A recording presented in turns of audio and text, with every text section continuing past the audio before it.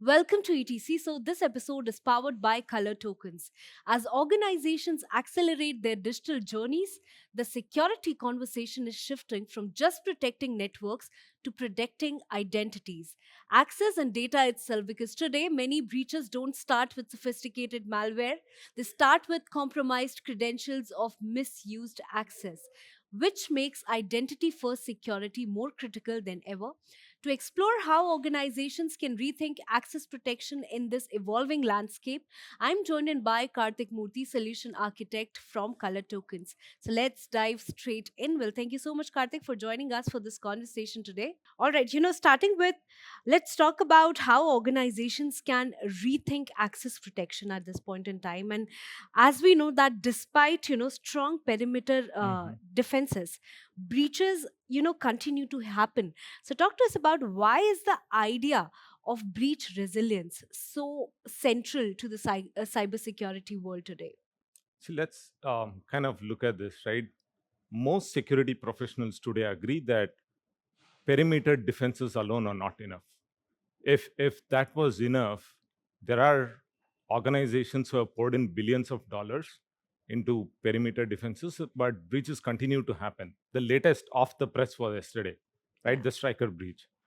If yeah, perimeter defenses were alone yeah, enough, then you could stop cybersecurity at that yeah, point, right? yeah, So when we talk about breach resilience, what we are saying is even if something goes wrong, how confident are you that you can contain the yeah. breach, limit any spread, and continue to run your business? Mm-hmm. So how well can I run my business even under the influence of a breach Yeah. is what breach resilience is all about. Yeah. All right, for many organizations today, when once an attacker gets into the Mhm. network, the lateral movements become a lot of problem for them, right? So, talk to us about how serious is this challenge even today? See, let's look at it. If you kind of break down each and every breach that is happening now, the key is your attacker gets an initial access into the system, Yeah. moves laterally, gets into a crown jewel, data is exploited, or ransomware malware is dropped. Each and every breach that you study, lateral movement is a key part to break the kill chain. Okay. So that's where color tokens and X Shield are playing a huge role. The kind of innovations that we are bringing in is Yeah. any breach that happens today. I don't think anybody can say that I'll prevent a breach 100%. Yeah. That's not going to work, Yeah. right? When we talk about breach readiness, Mm-hmm. we are saying you bring in color tokens and X Shield. What Mm-hmm. we are going to do is, even in an event of a breach, Mm-hmm. you stop the lateral movement of a breach. Mm-hmm. Yes, maybe your initial one or two systems may be compromised, but it's not a business catastrophe. Yeah. Yeah. All right. Now let's talk about micro segmentation. Karthik, it has been talked out about for years now, right? But adoption has been slow. Yes. We have been witness to that. So, what has changed now to make it more relevant for enterprises even after so many years? See, like, to brief history is I started in micro-segmentation almost exactly micro-segmentation about 7 years ago, right? Okay. It is hard, but it's also a perception today that micro-segmentation is hard. Okay. And we have worked exactly on the same principle to change that perception, where today we bring in a layered approach Okay. that you can put in the initial policies in a layered manner and Mm-hmm. reduce the impact of a breach of up to like 50 to Yeah. 80% in the first 30 to 60 days. Hmm. And we have proven it all along with multiple Mm-hmm. customers. But just thinking that it is hard and not doing it is far worse. All right. So, for those who are less familiar with this, how would you explain micro segmentation and its role in limiting the blast radius of an attack? To put it in like layman terms, right? Think of a hotel. You walk in, there is a front desk. You go to any of the 4 stars, 5 stars, you have an access card for an elevator, then you have an access card entry for each and Yeah. every room. Yeah. Like if just perimeters were enough, you just have a main door and no other doors, right? What you're literally telling about micro segmentation, if one of the room is compromised, the rest of the building stays active and business continues. Okay. A Okay. typical layman term. And we have seen this along in all these breaches where you as soon as an attack happens, you Mhm. automate the entire flow. We do it extremely well with our integrations.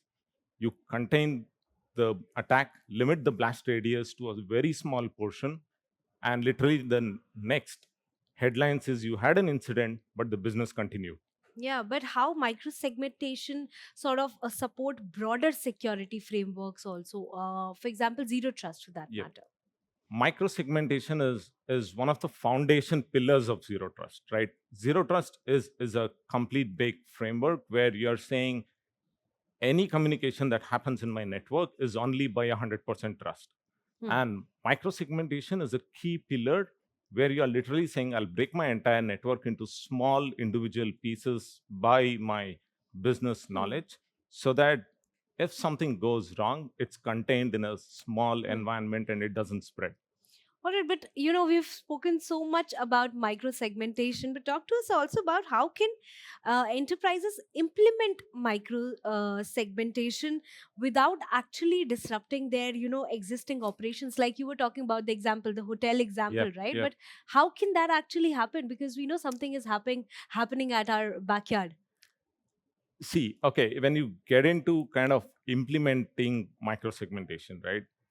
So what typically legacy, or I would call traditional approaches, would do is take your entire stack, starting from your infrastructure to application, and try to do micro-segmentation entirely. That is almost impossible at scale. We have seen it breaking and causing business disruptions. So what we kind of did with our innovation is bring in a layered approach where you exactly hit each and every layer, write policies for it, test and segment, and then Yeah. move on. Yeah.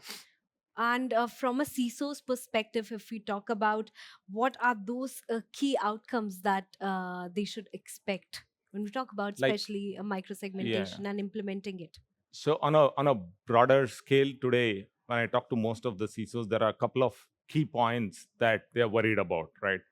One is the AI powered Yeah. attacks. That's literally has caused a huge disruption. I'm very optimistic that in the next 5 to 10 years, the way cybersecurity tools look today will be totally different. Yeah.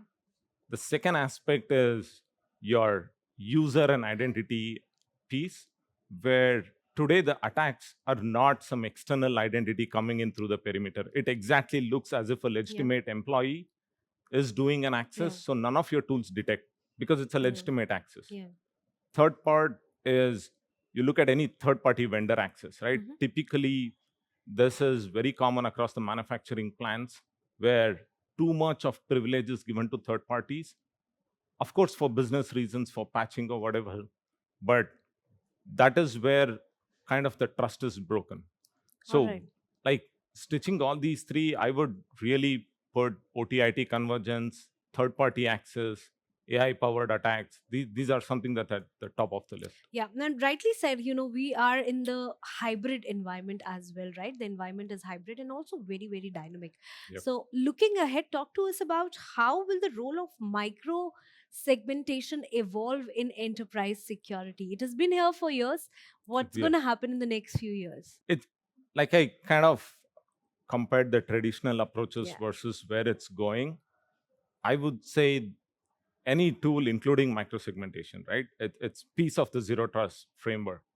The way I see it evolving is a lot of AI assisted policy management and security should come in.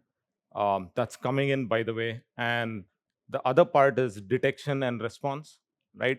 How fast can you detect AI powered attacks? It's not the human attacks, because today it's blistering fast when a attack is powered by your AI tools. Yeah. The Yeah. third part I would really put is the key innovation is how do you provide a complete visibility of your entire digital landscape. Your systems could be on the cloud in your data center, or it could be a manufacturing plant. Yeah. Do you know who is talking to whom, and do you know how can you prevent them? Yeah. So that's exactly where, if you look at our platform, we call it pervasive, the world's only pervasive Yeah. platform, because we are looking at cloud, on-prem, including your Yeah. CCTV, building management Yeah. systems, Yeah. all the way up to factory floors in a single pane of glass. All right. Well, thank you so much, Karthik, for being a part of this discussion. It was truly wonderful to have you. And to our viewers, stay tuned for many, many more such conversations only at ETCISO. Thank you so much. It's been an honor.